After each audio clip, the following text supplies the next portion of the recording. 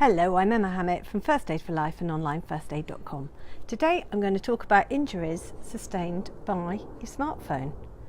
They are scarily dangerous. In fact, 41% of us have had an accident relating to our smartphones, including me. I dropped mine on my finger. But there's been a lot more very, very serious accidents resulting from them. You've got simple ones such as eye injuries that have now been named as BlackBerry thumb, tech neck, text claw, so they're getting their names sorting them.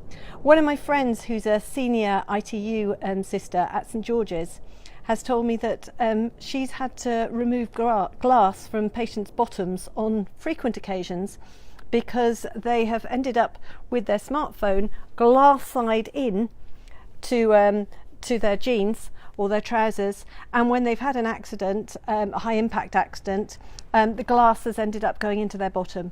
So her advice is please glass side out if you are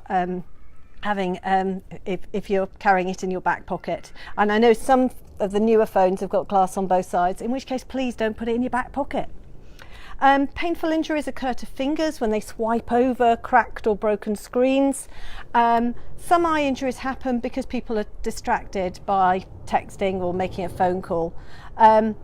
The accident helpline said that 43% of us have walked into something or someone while texting, surfing the net, chatting on the phone, listening to music.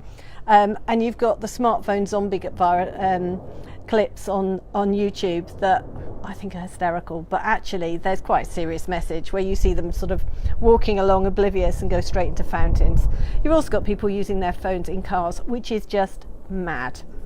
Last year there was a spike in pedestrian deaths because of smartphone distraction, and in the UK you're 4 times more likely to be involved in a crash if you're using your phone while you're driving.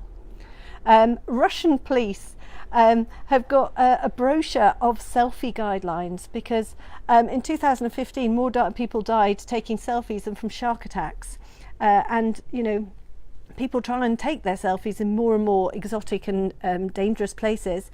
There's also the issue that you are distracted while you're taking your selfies too. So the Russian police brochure, handy hints for staying alive, said please don't take selfies whilst posing with a loaded weapon, standing on an electricity pylon, or in front of a wild animal. Good advice, I'm sure we would agree. You end up with repetitive strain injury. You've got Nintendonitis, gamer's grip, by repeated swiping or typing. And the index finger of the right hand is particularly vulnerable to injury when used for endless scrolling. And the other hand also is at risk from aches and pains from gripping a handheld device. So try and use more hands-free when using your phone. And a ridiculous injury is that an extraordinary 60% of 16 to 24-year-olds have dropped their smartphones on their face while they've been lying down. So, and 84% of 18 to 24-year-olds are already having lower back pain from hunching over their tech. So there's some quite serious issues to do with this as well. So the other really important one is the smartphone stress.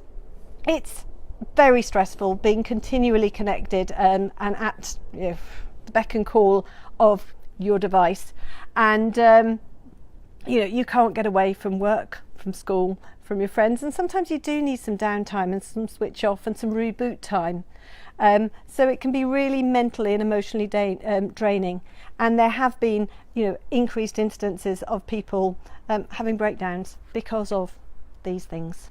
So there are physical issues, there are mental issues, but actually I'm afraid they're here to stay, and use them safely. That's Emma Hammett from First Aid for Life and onlinefirstaid.com.